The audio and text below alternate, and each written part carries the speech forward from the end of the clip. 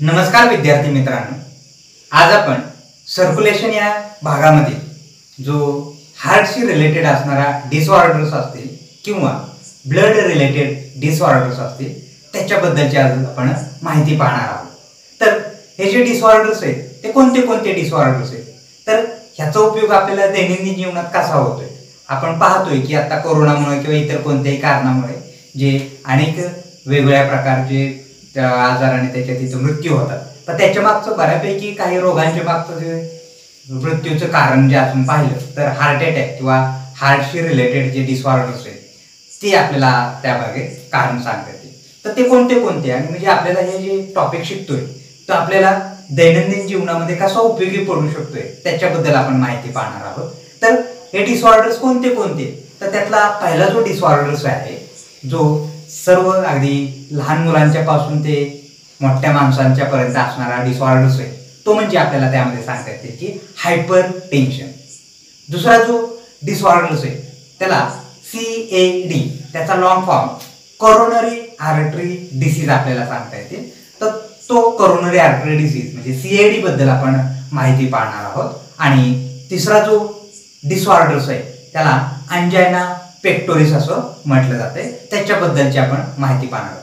म्हणजे हे तिन्ही डिसऑर्डर्स आहेत ते हृदयाच्या संबंधित आपल्याला त्यामध्ये तिथं सांगता येते आणि ह्याची लक्षणे काय काय आहेत आणि त्याच्याबद्दलची जी माहिती आहे म्हणजे कशाला आपण हायपर टेन्शन म्हणणार आहे, कोरोनरी आर्टरी डिसीज आपण म्हणणार आहे, अंजायना पेक्टोरिस आपण म्हणणार आहे, त्याच्याबद्दलची आपण माहिती या व्हिडिओमध्ये आपण पाहणार आहोत. तर लक्षपूर्वक हा सर्व मुद्दा जो आहे तो फक्त मार्कासाठी न बघता आपल्याला आयुष्यात कसा तो उपयोगी पडतोय त्या दृष्टीने ह्या व्हिडिओकडे आपण पाहूया.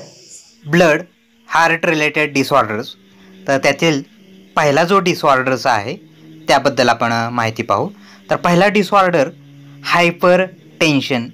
आता हे हायपर टेन्शन कशाला म्हणायचं, तर ह्या ठिकाणी हे जे persistently raised blood pressure higher than normal is called as a hypertension. म्हणजे हायपरटेन्शनची आपल्याला व्याख्या कळलेली असेल की आपलं जे नॉर्मल ब्लड प्रेशर आहे, आपल्याला माहिती आहे आपलं जे नॉर्मल ब्लड प्रेशर असतं ते 120/80 mmHg एवढं असतं. हे नॉर्मल लेवल त्याला आपण म्हणणार आहे. पण ह्या नॉर्मल लेवलपेक्षा जर ब्लड प्रेशर हायर असेल तेव्हा आपण त्याला हायपरटेन्शन असं म्हणणार आहे. म्हणजे आपल्याला सगळ्यांना हे आकडे लक्षात आलेले असतील. म्हणजे नॉर्मलपेक्षा थोडक्यात जास्त जर ब्लड प्रेशर असेल तर त्याला आपण हायपरटेन्शन म्हणणार आहे. आता हे जे आपण आता या ठिकाणी आकडा पाहतोय की 140/90 mmHg is called as a threshold of hypertension. म्हणजे आपल्याला या आकड्यावरून लक्षात आलेलं आहे 120/80च्या पेक्षा इथं हा जो आकडा जो दिसतोय आपल्याला 140/90 mmHg आपण त्या ठिकाणी सांगता येतील आणि ह्या आकड्याला आपण थ्रीशोल्ड ऑफ हायपरटेन्शन आपण म्हणणार आहे. आणि त्याच पद्धतीनं आपण पुढचा जो आकडा पाहतोय 180/120 mmHg. तर हे जे काय हायर रिडिंग जे आहे त्या हायर रिडिंग अत्यंत डेंजरस आपल्याला आपल्या आरोग्यासाठी असल्याचं आपण त्या ठिकाणी सांगू शकतो. म्हणजे आपण आत्ता या ठिकाणी एक गोष्ट आपल्याला लक्षात आलेली असेल की थोडक्यात 120/80 mmHg पेक्षा जर त्यामध्ये जास्त ब्लड प्रेशर असेल म्हणजेच 140/90 mmHg आणि त्याच्यापेक्षा जास्त असणारे 180/120 mmHg आणि हा जो आहे हा ब्लड प्रेशर आपल्यासाठी अत्यंत आपल्या आरोग्यासाठी घातक असल्याचं आपण यामध्ये सांगू शकतो. आता ह्यामध्ये आता जर असं झालं 180/120 mmHg हाय ब्लड प्रेशर जर झालं तर ते आपल्या कोणत्या शरीरातल्या भागाला अत्यंत अहितकारक असेल किंवा घातक असले ते आपण पाहू. तर ह्या ठिकाणी असलं आपण आत्ताच पाहिलं हार्ट आहे, ब्रेन आहे आणि किडनी आहे. ह्या अशा पद्धतीचे हे जे आपल्या अत्यंत शरीराचे नाजूक आणि महत्त्वाचे अवयव आहेत म्हणजे हार्ट, ब्रेन आणि किडनी, ह्यावरती अत्यंत घातक असा परिणाम आपल्याला ह्या हायपरटेन्शनमुळे होत असल्याचं आपण सांगू शकतो. आता ह्यामध्ये ही जी कंडिशन आहे हायपरटेन्शन, मग त्यामध्ये आपल्याला सांगता येतील की हार्ट जे तर हार्ट त्यामध्ये आपल्याला सांगता येईल की हार्टला जास्त ऊर्जेची गरज असते आणि त्यामध्ये आपल्याला सांगता येतील की त्यामध्ये अंजायना पेक्टोरिस म्हणजे चेस्ट पेन्स आपल्याला त्यामध्ये सांगता येतील. म्हणजे आपल्या ज्या छातीमध्ये ज्या काही कळा येत असतात किंवा छातीमध्ये दुखत असतं तर ते का दुखत असतं, तर आपल्याला या ठिकाणी सांगता येतील की हे जे आपल्या हृदयाला हे जे ब्लडचा सप्लाय जो आहे त्या कार्डियक मसलला तो कमी प्रमाणात होत असतो आणि त्याच्यामुळं मायोकार्डियल इन्फ्रॅक्शन जे आहे ते होत असल्याचं आम्ही सांगता येईल.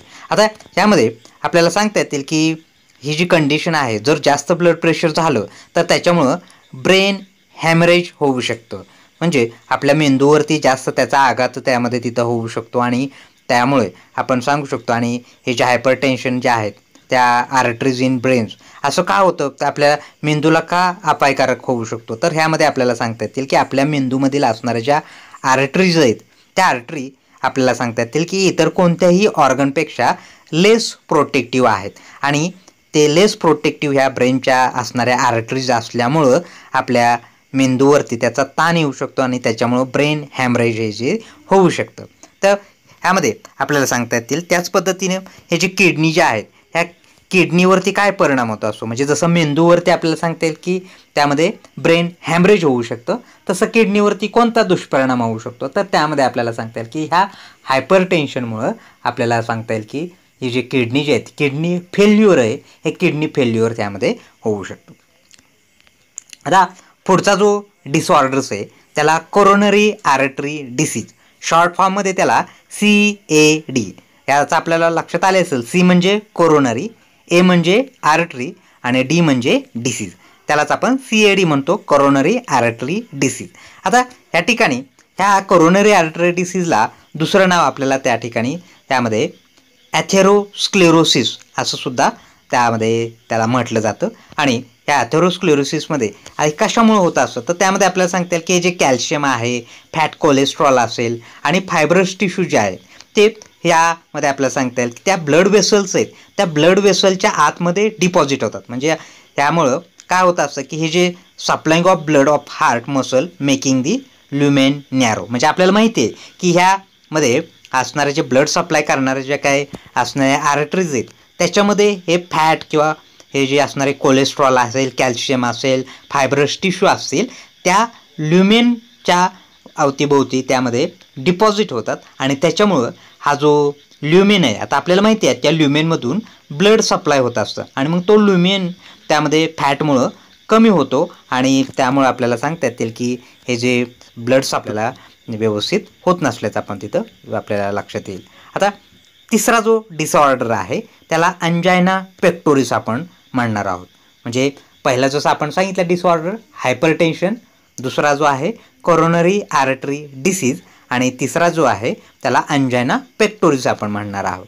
तर ह्यामध्ये काय होतं, ह्या अंजायना पेक्टोरिसमध्ये काय नेमकं होत असतं, तर ह्यामध्ये आपल्याला सांगता येईल की pain in the chest resulting from the reduction in the blood supply to the cardiac muscle because of the atherosclerosis or arteriosclerosis. म्हणजे आत्ताच आपण जे कोरोनरी आर्टरी डिसीजमध्ये आपण पाहिलं की ह्या आर्टरीजमध्ये असणाऱ्या ल्युमेनमध्ये हे फॅट डिपॉझिट होतात आणि त्यामुळे तो ल्युमेन जो आहे तो नॅरो होतो, लहान होतो आणि त्याच्यामुळे काय होतात की हे जे ब्लड आहे ते ब्लड त्यामध्ये इथं सप्लाय होत नाही व्यवस्थित, कमी प्रमाणात ते ब्लड सप्लाय होत असतं कारण आत्ता सांगितलं की ल्युमेन नॅरो झालेला आहे आणि त्यामुळं आपल्याला सांगता येतील की ह्या कार्डियक मसलला हे जे ब्लड आहे ते व्यवस्थित सप्लाय होत नाही आणि म्हणजेच कार्डियक मसलला म्हणजे हृदयाचा त्यामध्ये आपल्याला सांगता येईल की हा जो रक्ताचा पुरवठा आहे हृदयाला तो कमी प्रमाणात होत असतो आणि तो कमी प्रमाणात रक्तपुरवठा हृदयाला झाल्यामुळं ह्यामध्ये छातीमध्ये कळा येत असल्याचं आपण त्यामध्ये सांगू शकतो. आणि त्याच्यासाठी आत्ता सांगितल्या पद्धतीनं ते जी कंडिशन आहे हे असं त्याला ॲथेरोस्क्लेरोसिस म्हटलं जातं किंवा आर्टेरिओस्क्लेरोसिस, ह्या दोन्हींचा अर्थ एकच त्यामध्ये आपण सांगू शकतो की ह्या फॅट डिपॉझिशनमुळं त्यामध्ये ब्लड सप्लाय जो आहे तो व्यवस्थितरित्या होत नाही. आता हे जे कॅरेक्टर जे आहेत, मग आता हे अंजायना पेक्टोरिस झाले किंवा हृदयाला व्यवस्थितरित्या रक्तपुरवठा होत नाही हे कसं आपण ओळखू शकतो, तर त्यामध्ये आपल्याला सांगता येईल की severe pain and heaviness in the chest. मग यामध्ये आपण सांगू शकतो की छातीमध्ये अत्यंत कळा त्यामध्ये तिथे येत असतात आणि छाती जड झाल्यासारखं आपल्याला त्या ठिकाणी तिथं त्यामध्ये त्या पेशंटला तिथं अनुभव येत असतो. म्हणजे आपल्याला या ठिकाणी लक्षात येईल किंवा आपण पाहतो की असं छातीत दुखायला लागलं की बऱ्याच व्यक्तींना घाबरतात कारण कदाचित हे हार्ट अटॅक येण्याचं लक्षण असू शकतं असं पण म्हणत असतो. त्या म्हणजेच आपल्याला या ठिकाणी ते लक्षात आलं की थोडक्यात होतंय का हे आपल्याला लक्षात आलं की हृदयाला जो काही रक्तपुरवठा होतो तो व्यवस्थित त्यामध्ये होत नसल्यामुळं ह्या छातीमध्ये त्या कळा येत असल्याचं आपण तिथं सांगू शकतो. आता ह्यामध्ये हे जे आपल्याला लक्षात येईल किंवा आत्ताच आपण सांगितलं की हे जे छातीत कळा आले तर बरेच व्यक्ती त्याच्या तिथं घाबरतात आणि त्यांना वाटतं की आपल्याला हार्ट अटॅक येतोय की काय, परंतु तो हार्ट अटॅक येण्याचे त्याच्या तिथं आपल्याला सांगता येईल की एक विशिष्ट लक्षणे जे आहेत आणि ती व्यवस्थित लक्षात ठेवा. कारण आपण पाहतो की अनेक व्यक्ती घाबरल्यामुळं त्यांना हार्ट अटॅक येतो आणि त्याचे मृत्यू त्यामध्ये तिथं ओढावू शकतो. पण छातीत दुखतंय कळा येते म्हणजे त्याचं कारण हार्ट अटॅक आहे असं नाही. तर हार्ट अटॅक येण्यामध्ये कुठली त्याच्या तिथं त्याच्या पूर्वलक्षणे कोणती तर त्यामध्ये आपण इथं पाहतोय की ह्यामध्ये हे जे आपल्याला सांगता येतील की जर समजा कळा ह्या नेक रिजन म्हणजे आपल्या मानेच्या भागेत त्यामध्ये जर कळा येत असतील, त्याच पद्धतीनं आपला जो लोअर जॉ म्हणजे आपला जो जबडा आहे खालचा जबडा त्याच्यामध्ये आपल्याला सांगता येईल त्या ठिकाणी, आणि त्याच पद्धतीनं लेफ्ट आर्म आपला जो डावा हात आहे आणि डावा खांदा आहे ह्या ठिकाणी जर कळा येत असतील तर मग मात्र आपल्या हृदयाला त्यामध्ये प्रॉब्लेम निर्माण होऊ शकतो किंवा त्यामध्ये आपण सांगू शकतो की हार्ट अटॅक येऊ शकतो. म्हणजे आपल्याला थोडक्यात लक्षणे लक्षात आलेले असतील. नुसतं छातीत कळा आले तर ते हार्ट अटॅक नसतो, तर त्याच्याबरोबर आपल्याला लक्षात येईल की मानेमध्ये, त्याच पद्धतीनं जबड्यामध्ये आणि त्याच पद्धतीनं आपल्या डाव्या बाजूला असणारा जो आपला हात आहे आणि त्याच पद्धतीने डावा खांदा आहे या ठिकाणी जर कळा येत असतील तर ती कंडिशन त्यामध्ये आपल्याला सांगता येईल की त्यामध्ये अंजाना पेक्टोरिसची किंवा हृदयाला काही प्रॉब्लेम तिथं निर्माण झाला हे आपण सांगू शकतो. आता त्या ठिकाणी जे आपण सांगू शकतो की हा जो छातीमध्ये जर कळा येण्याचा कालावधी जो आहे तो आपल्याला जास्त करून कधी पाहायला मिळतो, तर आपण जर जास्त एक्झर्शन केलं, जास्त आपल्याला आपल्या क्षमतेपेक्षा जास्त काम त्याच्यामध्ये तिथं केलं तर अशा कळा येऊ शकतात. कारण का, तर आपल्याला लक्षात येईल की आपण जास्त काम केलं, एक्झर्शन केलं तर काय होतं की आपल्यामध्ये ह्या हार्टला जास्त ऑक्सिजनची आवश्यकता असते आणि हे ऑक्सिजन आपल्याला ब्लडमधून येणार आहे. परंतु आपल्याला लक्षात आलं असेल असं जे व्यक्ती आहेत त्यांचे जे ल्युमेन जे आहे ते ल्युमेन नॅरो झालेलं असतं आणि ते नॅरो झाल्यामुळं त्यामध्ये आपल्याला सांगता येतील की ह्या ठिकाणी हृदयाला त्यामध्ये व्यवस्थित रक्तपुरवठा होत नाही आणि हृदयाला मात्र जास्त काम केल्यामुळे जास्त ऑक्सिजनची रिक्वायरमेंट त्यामध्ये पाहिजे असतं ऑक्सिजन, आणि परंतु व्यवस्थितरित्या रक्तपुरवठा न झाल्यामुळं हे जे कार्डिॲक मसल्स आहेत ते कार्डिॲक मसल